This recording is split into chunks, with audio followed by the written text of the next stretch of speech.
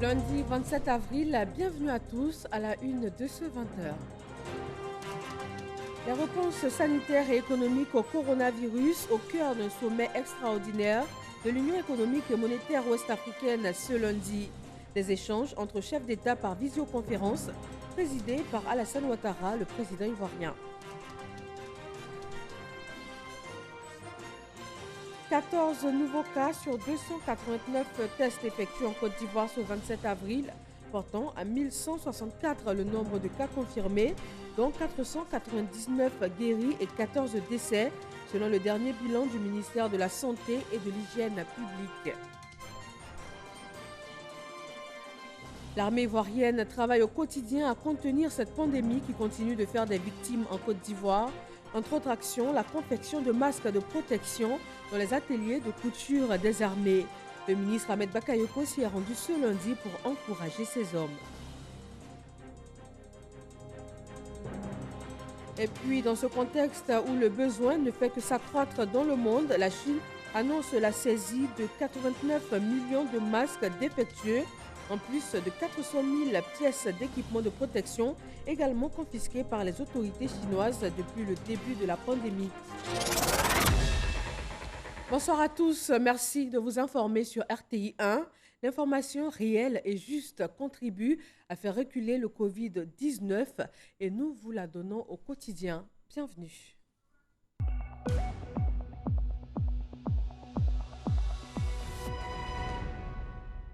Démarrons avec cette rencontre par visioconférence. Le chef de l'État ivoirien a présidé ce lundi un sommet extraordinaire de l'UEMOA consacré aux meilleures réponses à apporter à la pandémie à coronavirus, tant au niveau sanitaire qu'économique. Awa Touré. Les chefs d'État et de gouvernement de l'Union économique et monétaire ouest-africaine, l'UEMOA, réunis en session extraordinaire par visioconférence, ont examiné et évalué les plans de riposte des pays membres de l'Union afin d'apporter une réponse communautaire à la pandémie à coronavirus. Une stratégie commune pour contenir le virus et réduire son impact sur l'économie des pays de l'espace UEMOA. La pandémie actuelle qui s'ajoute à la crise sécuritaire qui sévit dans notre région a des effets économiques, sociaux et humanitaires sur l'ensemble de nos États membres. En effet, cette crise sanitaire aura un impact direct négatif sur la croissance économique de nos États et sur nos finances publiques en 2020. Il ressort par exemple que le taux de croissance moyen en 2020 dans notre Union ressortirait à 2,7%, soit une réduction de près de 4 points de pourcentage par rapport à la prévision initiale de 6,6%. Cette pandémie, si elle se poursuivait jusqu'à la fin de l'année, pourrait conduire nos économies à rentrer en récession et réduirait de façon significative la capacité de nos États à lutter contre la pauvreté et le terrorisme. Nous devons donc agir vite et prendre des mesures à la fois sur les plans sanitaires, économiques et sociaux afin d'atténuer les conséquences de la crise sur nos économies et réduire ainsi les souffrances de nos concitoyens.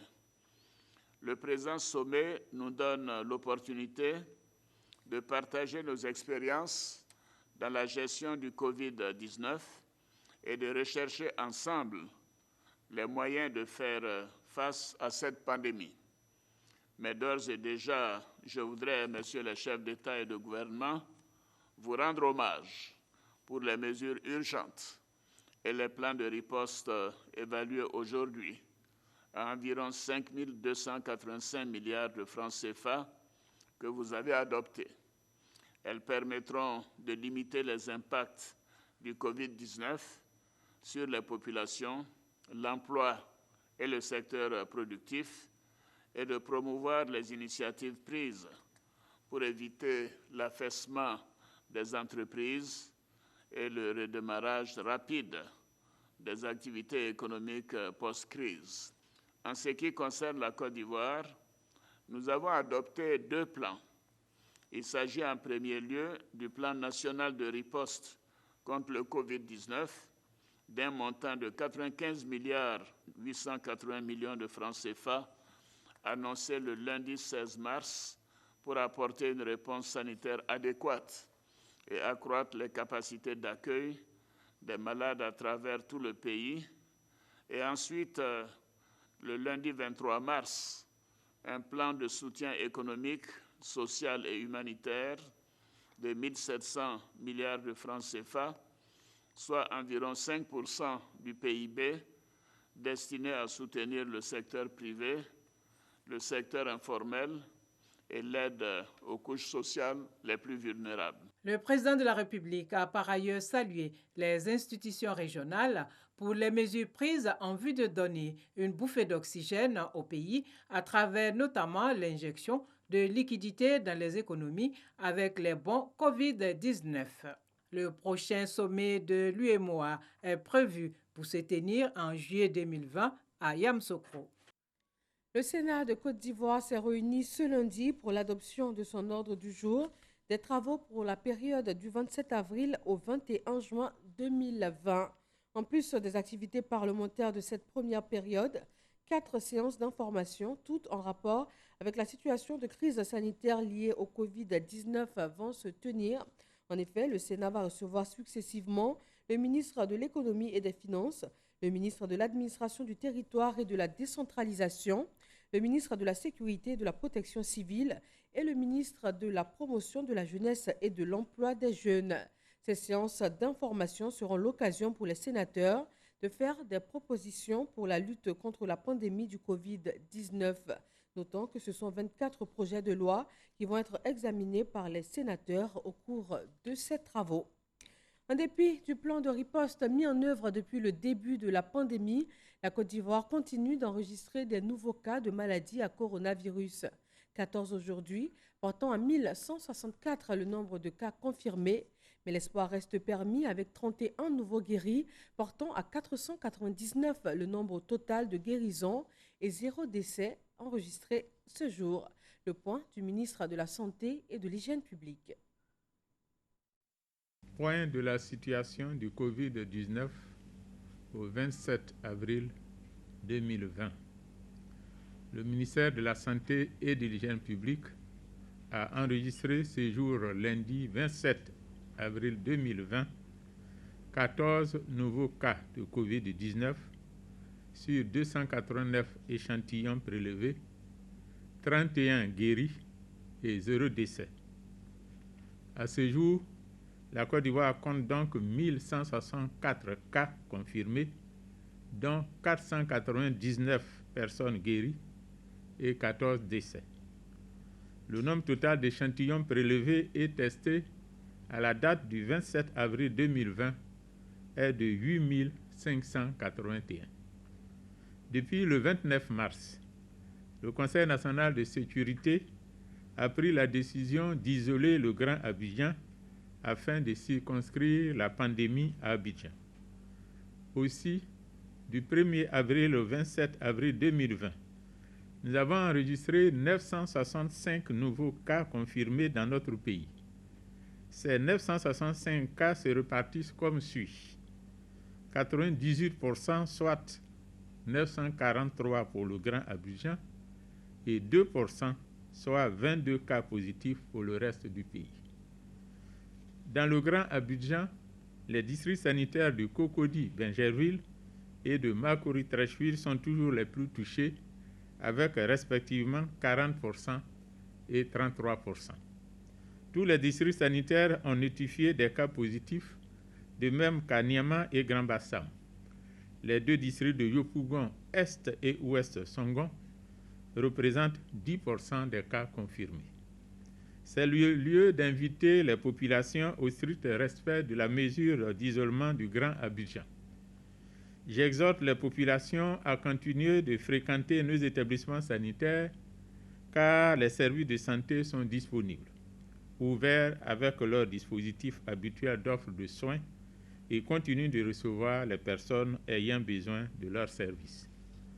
Par ailleurs, devant l'apparition de signes tels que la toux, la fièvre ou les difficultés respiratoires, vous êtes priés de contacter en urgence les numéros gratuits suivants, le 101, le 119, le 125 et le 143.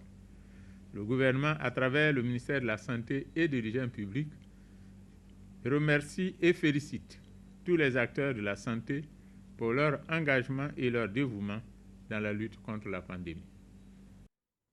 1164 cas enregistrés donc en Côte d'Ivoire. Au Ghana, 1550 cas confirmés, 11 décès. Au Burkina Faso, 632 cas confirmés, 42 décès. En Guinée, 1094 cas confirmés, 7 décès.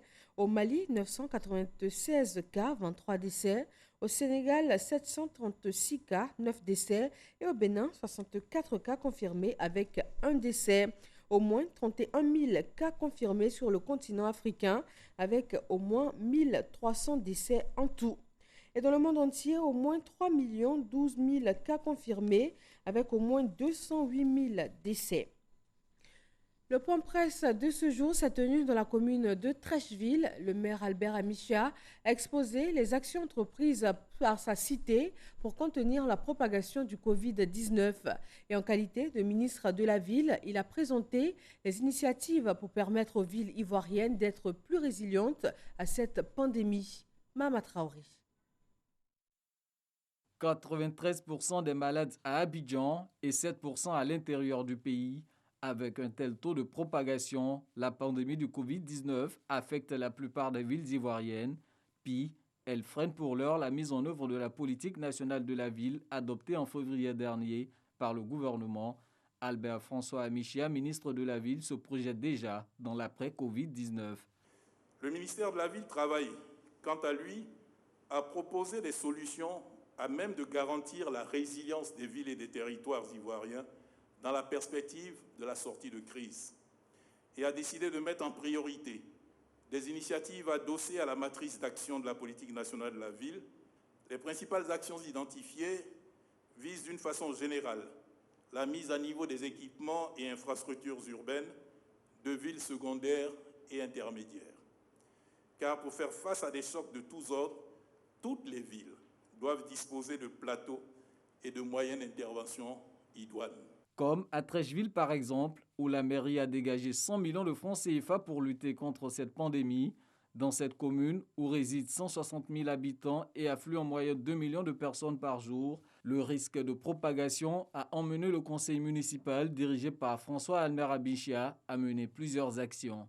Nous avons procédé à la désinfection de 54 sites de la commune avec l'appui du ministère de la Salubrité et de l'Assainissement et du district autonome d'Abidjan, notamment les marchés de la commune depuis le début du mois de mars 2020.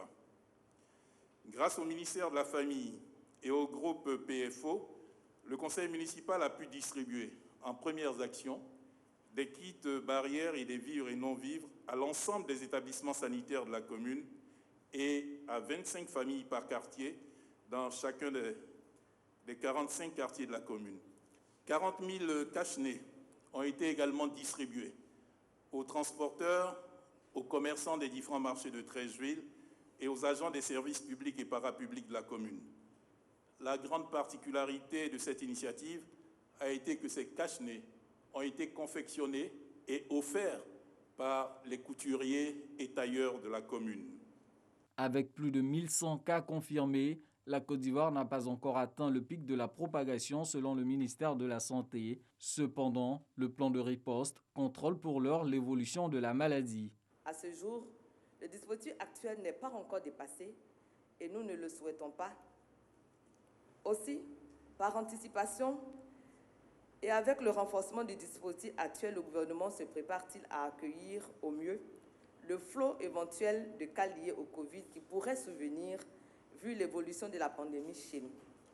Concernant l'action des forces de sécurité, finit la sensibilisation sur le respect des mesures barrières dans le secteur des transports. Nous avons mis 2 semaines, depuis le 16 avril dernier, à sensibiliser. Depuis ce matin, les hauts commandements de la police nationale et de la gendarmerie ont lancé donc l'opération de répression et de contrôle dans le milieu du transport au niveau du Grand Abidjan. Au nom donc de Monsieur le ministre en charge de la sécurité et de la protection civile, voudrons en cette période de gêne recommander à nos boulangers de faire respecter à leurs différents comptoirs les mesures barrières de distanciation en évitant les attroupements à ces moments de grande sollicitation liés aux jeunes musulmans. 26 individus interpellés et 30 personnes assistées, c'est ce que révèle le bilan de la mise en œuvre du couvre-feu dans la nuit du 26 au 27 avril. Pour contribuer à faire face à la pandémie, l'armée de Côte d'Ivoire s'est mise à la confection des masques de protection, un équipement aujourd'hui indispensable. Le ministre d'État, ministre de la Défense, s'est rendu dans les ateliers où sont réalisés ces masques. Il a encouragé les hommes et femmes à la tâche. Abou Sanogo. À l'atelier de couture des armées, ici à l'état-major général des armées, on fabrique des cache-nez pour les militaires. Tout commence à la salle de coupe.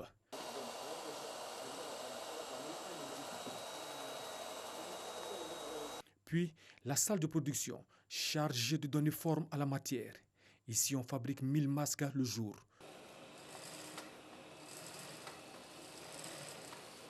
Et c'est cet atelier qui a reçu la visite du ministre d'État, ministre de la Défense Ahmed Bakayoko, qui avait à ses côtés le général de corps d'armée Lassina Doumbia, chef d'état-major général des armées. Nous, on prend un peu, on prend jusqu'à...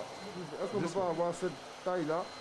Et puis est-ce que même, on ne peut pas récupérer les fils là pour... bien, c'est pas nécessaire. Nous avons un type de modèle que nous avons réalisé avec des languettes. Voilà. Donc on a deux types de modèles. On a le modèle avec les oreillettes, comme c'est fait ici. Et on a aussi le modèle avec les élastiques. On n'a pas toute une couleur qui s'adapte à la tenue grise, mais on pourra en faire d'autres. Bien sûr. C'est que aussi, il y en a pour la gendarmerie, pour la police. On va avoir bleu nuit, etc. Le ministre d'État, ministre de la Défense Ahmed Bakayoko a visité les différents ateliers. Le poste de finition et celui de contrôle qualité. Les armées fabriquent des masques pour leurs hommes. Ahmed Bakayoko a tenu à les encourager pour l'initiative. Je suis venu encourager nos hommes, adresser les félicitations du président de la République, chef suprême des armées, au général Doumbia pour cette initiative. Et cet atelier qui servait à faire les tenues des officiers et des soldats a été réorienté vers la confection des masques pour la protection de nos hommes. Et là, le président de la République a dégagé une enveloppe qui sera immédiatement disponible de 100 millions de francs CFA afin de faire monter en puissance cette capacité de production. Et nous sommes prêts à aller plus loin. Il faut protéger ceux qui protègent les populations. D'autres services de l'atelier ont été passés au peigne fin, notamment l'atelier de broderie. À l'issue, le ministre d'État Ahmed Bakayoko a remis des cache-nez à l'état-major de l'armée de terre, aux forces spéciales et au commandement des unités rattachées à l'état-major général des armées. La demande de masques et autres équipements de protection grimpe partout dans le monde. C'est dans ce contexte que la Chine a annoncé hier dimanche la saisie de 89 millions de masques défectueux. Et il faut y rajouter 400 000 pièces d'équipements de protection également confisquées par les autorités chinoises depuis le début de la pandémie. Le Canada et plusieurs pays européens comme l'Espagne se sont déjà plaints d'avoir reçu des masques qui n'étaient pas aux normes. Depuis le début de l'épidémie, la Chine a envoyé dans près de 70 pays plus d'1 milliard de masques. Ici en Côte d'Ivoire, le ministre de la Communication et des Médias a rencontré aujourd'hui plusieurs responsables de structures sous tutelle. Ils ont fait le point des stratégies pour une meilleure communication sur le coronavirus dans les différents médias. Point presse quotidien, contenu et production, tous les supports sont aujourd'hui dédiés à la lutte contre le Covid-19. Franck Quadio. Échange entre acteurs de la communication, le ministre de tutelle et les responsables de médias publics. Cette rencontre à la salle de conférence du groupe Fraternité Matin est la seconde après celle de la RTI récemment. Il s'agit cette fois de faire l'évaluation de la matrice d'action liée à la communication gouvernementale contre le Covid-19. Nous avons institué, au-delà de nos rendez-vous hebdomadaires, chaque 3 semaines, une revue structurante de la communication portée par les services publics d'information.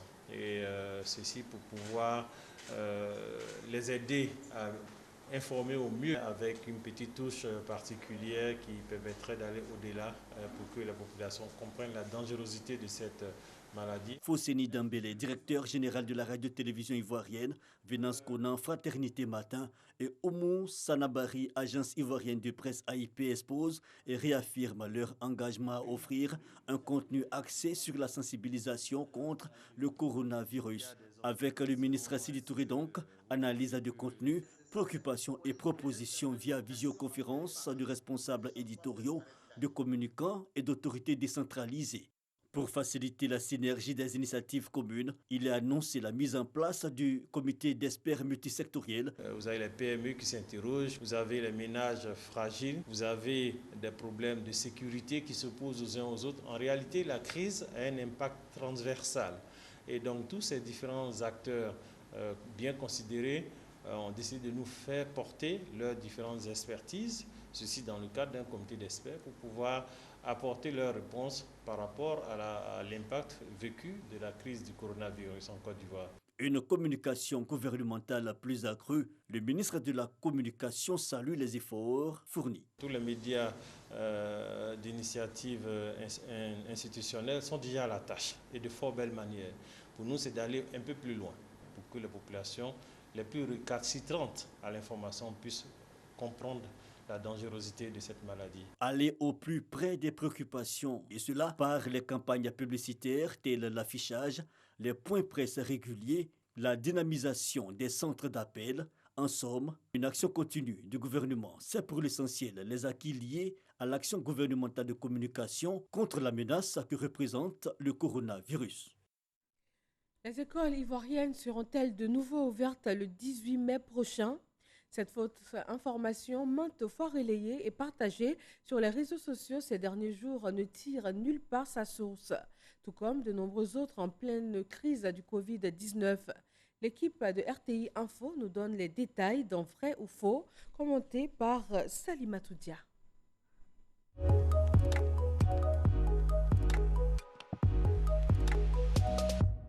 Le retour à l'école a-t-il été fixé par le ministère de l'Éducation nationale? Non. La fausse information a vite fait le tour des réseaux sociaux, Facebook, Twitter, mais aussi les différents groupes WhatsApp. Un communiqué intitulé « Le programme de réouverture des portes des écoles en République de Côte d'Ivoire », présenté comme celui du ministère de l'Éducation nationale, annonce la reprise des écoles dès le 18 mai prochain pour les élèves en classe d'examen. Mais d'où est venue cette fausse information? Ce qui a été une rumeur au sein des populations tout au long de la semaine s'est matérialisé avec des publications sur les réseaux sociaux. Après des recherches, on découvre une fausse capture d'écran de la page Facebook du ministère de l'Éducation, produite le 25 avril, comme pour justifier de l'authenticité de l'information. Un tour sur la page Facebook du dit ministère a permis de mettre en doute ce communiqué qui a par la suite pris plusieurs formes. Mais aucun site ou réseau social officiel comme celui du gouvernement n'a diffusé cette information erronée. La viralité de cette fausse information indiquant la reprise des cours dans les écoles le 18 mai prochain a fait réagir le ministère de l'Éducation nationale et le gouvernement à travers un communiqué. De fausses informations circulant sur les réseaux sociaux font état de la réouverture des écoles ivoiriennes le 18 mai 2020. Selon le ministère de l'Éducation nationale, de l'enseignement technique et de la formation professionnelle, que le Centre d'information et de communication gouvernementale CICG a contacté, il n'en est absolument rien. Le 15 avril déjà, à l'issue du Conseil des ministres, le porte-parole du gouvernement, Sidiki Tiemoko Touré, avait donné des détails sur la fermeture des établissements dus au Covid-19. Au titre du ministère de l'Éducation nationale, de l'enseignement technique et de la formation professionnelle, le Conseil a décidé de proroger la fermeture des établissements d'enseignement préscolaire, primaire, secondaire, technique et supérieur, décidé le 16 mars 2020, pour une période allant du 17 avril au 17 mai 2020. Cette fausse information est certainement une interprétation de la prorogation de la date de fermeture des écoles au 17 mai 2020. Selon les autorités en charge de l'éducation, aucune date n'a encore été fixée pour la reprise des cours en salle. Plus de 8 tonnes de produits vivriers offerts par les femmes du vivrier pour aider dans la lutte contre la propagation du virus. Ces vivres reçus par la ministre de la Solidarité et de la Cohésion sociale vont être redistribués aux plus vulnérables. Le reportage de Jean-Luc Mango. Des tonnes de produits vivriers au pied de l'immeuble de la Caisse Table au plateau. Contribution des fêtières de la filière vivrière à la lutte contre la propagation de la maladie à coronavirus en Côte d'Ivoire. Elles ont voulu lui donner un caractère spécial en mettant au cœur de cette action le ministre de tutelle Kobena Kwasi Adjoumani. En tant que ministre de tutelle, nous ne pouvons qu'être heureux et fiers de ces braves femmes qui travaillent au quotidien et qui font qu'aujourd'hui, on peut aller sur nos marchés approvisionner sans aucune difficulté. 8 tonnes de produits vivriers fraîchement sortis des champs et des marchés. Destinataire de ces dons, la ministre de la Solidarité et de la Cohésion sociale. Des dons qui seront redistribués aux populations vulnérables, mais également à celles dont les activités ont été impactées par les effets du coronavirus. Nous avons lancé un appel à la solidarité. Tout le monde peut apporter quelque chose pour les familles vulnérables, en vivre et en non-vivre. Tous les dons sont les bienvenus. Nous recevons pour redistribuer aux plus vulnérables. Et soyez déjà rassurés que pendant qu'on était là, ces dons vont partir dans les centres de protection des enfants de la rue, des centres de protection de l'enfant, des centres qui hébergent les femmes victimes de violences basées sur le genre. Les donatrices sont issues d'une vingtaine d'organisations de producteurs et commerçants de produits vivriers, repartis sur les différents marchés de vivriers du district d'Abidjan. La société civile s'organise elle aussi pour être plus active dans la lutte contre le Covid-19, à travers surtout l'information et la sensibilisation. À l'issue d'une rencontre ce lundi, un plan d'action a été défini. Lancine Bakayoko nous en dit davantage. La société civile ivoirienne plus active que jamais dans la lutte contre le Covid-19. Dans le cadre de la riposte nationale, les organisations non gouvernementales ont élaboré un plan d'action de lutte. Composé de 8 axes majeurs, ce plan d'action vise à informer au maximum sur les conséquences de cette maladie insaisissable. Il y a des activités de sensibilisation qui sont prévues. Il y a aussi des actions de renforcement des capacités. Nous prévoyons de faire un suivi évaluation rapide de tout cela. Nous allons faire un plaidoyer en direction du gouvernement pour dire, pour estimer qu'à tel endroit, beaucoup a été fait, mais il reste encore d'autres choses à faire. Concrètement, il s'agit pour la société civile non seulement de proposer des dispositifs d'appui au secteur socio-économique impacté, mais également d'investir les lieux publics à la rencontre des populations en vue de les sensibiliser à l'emploi des méthodes préventives. Nous souhaitons être véritablement impliqués dans la gestion surtout des fonds alloués pour le Covid-19. C'est des sommes importantes, ça engage le contribuable. Nous, en tant que société civile, de par notre fonction de veille et de réveil, nous voulons exercer un contrôle citoyen pour faire des rapports alternatifs sur la gestion de ces fonds. La coordination de la société civile en a profité pour offrir des kits sanitaires à leurs différents partenaires de lutte, dont les médias. Dans le sud-ouest du pays, les villes de Fresco et de Sassandra mettent en place des mesures barrières pour avoir accès à leur territoire. Désormais, tout voyageur doit se soumettre à un contrôle sanitaire avant de pouvoir entrer dans ces villes qui n'ont jusque-là pas enregistré de cas positifs. Sam Conan. Carrefour Fresco, tous les véhicules et autres engins en provenance d'Abidjan ou de San Pedro sont arrêtés. Les occupants sont invités à se faire prendre la température à ce poste sanitaire par les agents de l'INSP à l'aide de thermomètres frontal. Même dispositif à l'entrée de Sassandra. Je pense que c'est une bonne chose, dans la mesure où ça permet de filtrer les entrées. On doit sensibiliser nos enfants, même ceux qui sont à Abidjan. On les interdit de venir nous voir parce que la maladie vient d'Abidjan. Donc, barrage là, aujourd'hui, à tout cas, nous sommes contents. Une initiative des autorités de la région pour freiner la propagation de la maladie à coronavirus. Des autorités qui se sont rendues sur les 2 sites pour constater l'effectivité de ces dispositifs. Je suis rassuré du dispositif. Au niveau du barrage mis pour isoler le Grand Abidjan, qui se situe entre Grand Laou et Fresco, eh bien, il y a des personnes qui contournent ce barrage en passant par la brousse pour ne pas se faire tester. Et quand ces personnes-là arrivent ici, eh bien, pensant qu'elles sont libérées, eh bien, elles trouvent notre barrage ici. Ils sont contrôlés à tous les niveaux. S'ils ratent ici, arrivés à Sassandra, ils seront aussi contrôlés. Si quelqu'un d'aventure est contrôlé avec une température élevée, mais il y a un protocole qui est suivi et automatiquement cette personne est prise en charge au district. Plusieurs autres barrages sanitaires vont être érigés dans les tout prochains jours sur les autres axes principaux de la région du Boclé. Les contrôles, mais également les élans de solidarité se multiplient pour faire face au coronavirus. Chacun y va selon ses moyens. Le groupement sapeurs-pompiers militaires de la commune de Yopougon a reçu un bon de 10 000 litres de carburant de la structure Puma Énergie Côte d'Ivoire. Abou Sanogo. Un bon de 10 000 litres de carburant remis au colonel-major Sako Issa, commandant le groupement de sapeurs-pompiers militaires, par Puma Énergie Côte d'Ivoire pour soutenir la lutte contre le coronavirus Covid-19, ce dont vient renforcer les capacités de mobilité du groupement de sapeurs-pompiers militaires en cette période de crise sanitaire. C'est réellement une bouffée d'oxygène parce que avec la pandémie qui prévaut actuellement, nos activités opérationnelles ont triplé.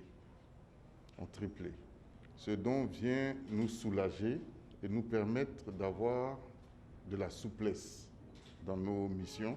Et les premiers bénéficiaires, ce sont les populations. Les sapeurs-pompiers sont des partenaires de Puma Énergie. Les sapeurs-pompiers sont dans nos dépôts H24. Donc c'est tout naturellement vraiment que nous faisons ce geste avec nos partenaires. Après la commune de Yopougon, la chaîne de solidarité pour la lutte contre le Covid-19 s'est déportée à Trècheville. Cette fois-ci, avec d'autres acteurs. Les cadres du Denguélé avec à leur tête le ministre Gaoussou Touré. Loin de leur terre natale, ils ont décidé de collecter divers dons en faveur de leurs parents. Ceux-ci seront acheminés au plus tôt dans le Denguélé afin que la population puisse mieux faire face à la pandémie du Covid-19. Même réalité à Gagnoa, la région du Gos, zone centre-ouest de la Côte d'Ivoire. Les populations des zones rurales ont aussi reçu des kits sanitaires. Elles ont été informées sur les mesures de sécurité et invitées à les respecter dans leurs gestes du quotidien. Godfrey Kambawa.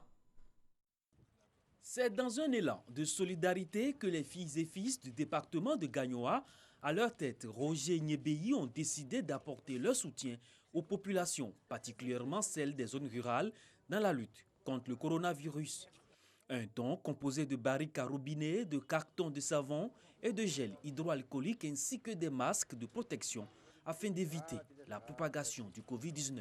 C'est ce que nous demandons à nos enfants tous les jours. Il ne faut pas qu'ils attendent que la situation soit grave pour qu'ils viennent faire ces gestes-là. Ils peuvent faire ça de façon régulière. Donc ce qu'ils ont fait, c'est déjà quelque chose. Et cette pandémie coronavirus qu'on appelle Covid-19 est un ennemi invisible, mortel. Et pour le moment, il n'y a pas de traitement spécifique. Ce qu'on demande, c'est le respect des mesures barrières. Et pour ces mesures barrières, il faut du matériel. Nous nous appuyons en cela sur les ONG qui vont donc aller sous la supervision des chefs, faire la sensibilisation de nos parents, de la population, et leur remettre ce matériel, ces kits sanitaires, afin de les protéger. Une centaine de villages du département de Gagnoa bénéficiera de cette action sociale qui vient accompagner le gouvernement dans la lutte contre cette pandémie. Les chefs de canton et les guides religieux ont pris l'engagement de poursuivre cette campagne de sensibilisation dans leur communauté. C'est également la sensibilisation à Tortilla dans la région du Hambol. Les bonnes pratiques sont inculquées aux populations. La députée de la circonscription entend ici œuvrer à empêcher la propagation du Covid-19 dans la localité. C'est un reportage signé Kader Sogodogo. Tortilla, département de Niakara, région du Hambol. La lutte contre la propagation du Covid-19 à travers le respect de certaines mesures comme l'hygiène, le respect d'1 mètre de distance ou encore le port du masque est inculqué aux leaders d'opinion, chefs de village, responsables d'associations de femmes et de jeunesse. L'initiative est du député de la circonscription qui est en tournée de sensibilisation. Lors du message du président de la République, il a exhorté la nation tout entière, notamment les élus, les chefs religieux, les chefs traditionnels, à s'impliquer dans la lutte contre le coronavirus, à se joindre aux membres du gouvernement pour sensibiliser et informer les populations sur cette pandémie. C'est dans ce cadre que nous avons commencé une séance de sensibilisation à travers le département de Niakara. Aujourd'hui, nous sommes à Tortia. Tortia, localité où vivent plusieurs communautés, entend tout mettre en œuvre pour faire barrière au Covid-19. Nous sommes dans un village et souvent les messages sont très difficiles à faire comprendre par rapport au mariage. En tout cas, en tant que la présidente des femmes de Tortia, je me dis que je suis en train de faire un travail de fond dans ce sens-là. Quand je vois un appauvissement des femmes, où on me dit qu'il y a un baptême, il y a un mariage, je dis non. Cette séance de sensibilisation a pris fin par une distribution de kits de lavage des mains. La lutte contre le Covid-19 commence certainement par ce geste. Pendant ce temps, le président malgache Andry Rajoelina a officiellement lancé un remède à base de plantes pour prévenir et guérir le coronavirus. L'OMS a appelé à la prudence, mais le président malgache y croit. Il a reçu les félicitations des présidents sénégalais et congolais. Michel Digré. C'est par visioconférence que les trois chefs d'État se sont parlé après le lancement du Covid Organics. Quand j'ai vu votre annonce, je me suis dit mais il faut absolument que je parle à mon frère, qui me dise comment est-ce que ça se passe avec l'Artemisia. Merci beaucoup André. D'abord, je dois moi vous féliciter aussi et féliciter Madagascar pour cette bonne nouvelle qui nous vient de la grande île. Macky Sall et Félix Tshisekedi ont apporté leur soutien au peuple malgache pour ce remède à base de plantes médicinales capable, selon Andry Rajoelina, de prévenir et de guérir les patients malades du nouveau coronavirus. Nous avons en fait de l'artémisia à Madagascar. L'artémisia, comme vous le savez, Monsieur le Président, l'artémisia a été déjà utilisée depuis plus de 2000 ans en Chine, mais surtout qui a fait ses preuves pendant la guerre du Vietnam. Parce que pendant la guerre du Vietnam, les Vietnamiens qui ont été ravagés, pas par les balles, mais par le paludisme, ils ont pris en fait de l'artémisia.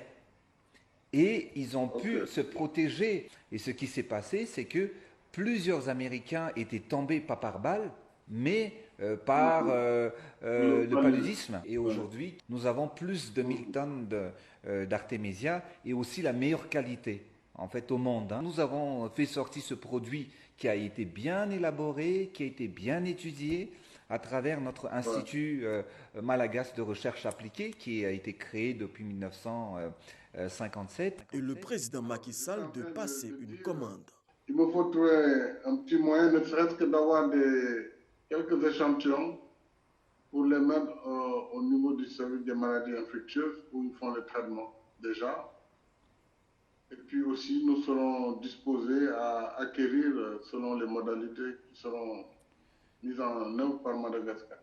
Madagascar compte à ce jour 124 cas de contamination et 0 décès. L'Organisation mondiale de la santé n'a pas assisté au lancement du Covid Organics.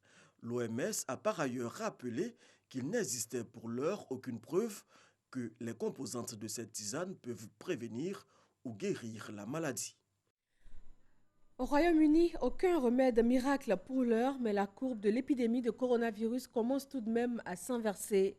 Le Premier ministre a indiqué que ses ministres travaillent à organiser une seconde phase qui vise à assouplir graduellement les mesures de restriction. Il a recommandé néanmoins à la population de ne pas relâcher la vigilance. C'est la toute première allocution de Boris Johnson depuis sa guérison du coronavirus. Et rappelons pour terminer que le chef de l'État ivoirien a présidé ce lundi par visioconférence un sommet extraordinaire de l'UEMOA consacré aux meilleures réponses à apporter à la pandémie à coronavirus, tant au niveau sanitaire qu'économique. Alassane Ouattara a partagé l'expérience de la Côte d'Ivoire en la matière. Il a parlé du plan national de riposte mis en œuvre à hauteur de 95 milliards de francs CFA et également du plan social, économique et humanitaire de 1700 milliards de francs CFA exécutés en Côte d'Ivoire. Merci de toujours vous informer sur RTI 1. Ne pas relayer les fausses informations contribue à lutter contre le coronavirus. Bonsoir à tous.